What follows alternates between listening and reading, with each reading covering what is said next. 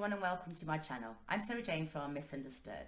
Today I'm going to be talking about the connections between ADHD, alcohol and drug use. But before I speak about that, I just want to let you know that I'm meeting with Councillor Richard Brown next week to talk about the service that I'm offering to school children. So make sure you subscribe and click the bell to be notified when that video comes out. Now, substance abuse and addiction can be major issues for adults and young adolescents with ADHD. This is why it's so important that society understands what ADHD really is. There are so many myths about ADHD that children are not being recognised and they go on to use substances that ruin their lives. People assume that substance abuse and addiction are the same thing. They're not. The World Health Organization states that substance abuse refers to the harmful or hazardous use of psychoactive substances, including alcohol and drugs. The criteria for addiction is when you have an intense focus on using a certain substance, such as alcohol and drugs, to the point that it takes over your life. They keep using alcohol and drugs even when they know it will cause problems in their life. Now, 13 different studies all showed that ADHD was associated with alcohol and drug use in adulthood and nicotine use in adolescence. In one study of young adults that used alcohol and drugs, 30% said they used it to get high, and 70% said they were doing it because it improved their mood, helped them to sleep better, helped them to relax. These reasons being more common among individuals with ADHD, especially those who have had no understanding or support. So alcohol and drugs were helping 70% of this group to feel better, more alert, have a better night's sleep. Why is that? It's because people with ADHD don't make enough amount of dopamine. Now, dopamine is a type of neurotransmitter that has several important functions in the brain and the body. Your dopamine levels can affect your mood, your attention, your motivation, but it also regulates the brain's reward system.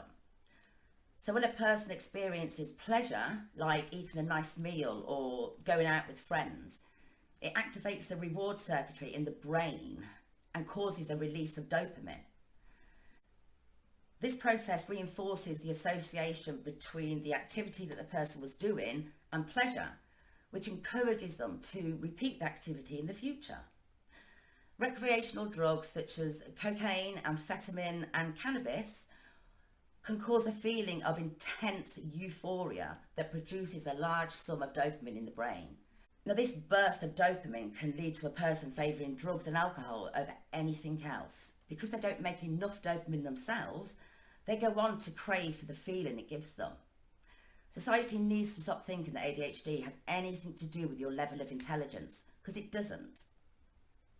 If your child has ADHD, then the rush of dopamine that they will get from drugs and alcohol will keep them coming back for more. So please take note of what ADHD is before it's too late and your child is on the wrong road. Because once they try drugs and alcohol, they will always be seeking that dopamine rush. You can see the hyperactive ADHD, but you can't see the inattentive ADHD. So what would make you think your child has inattentive ADHD? They're oblivious to the world around them. The inattentive type of ADHD is when you have trouble paying attention to details. You're easily distracted, often have trouble organising or finishing tasks, often forget routine chores, something they do daily. As a young adolescent, you struggle to even get your clothes sorted for the day.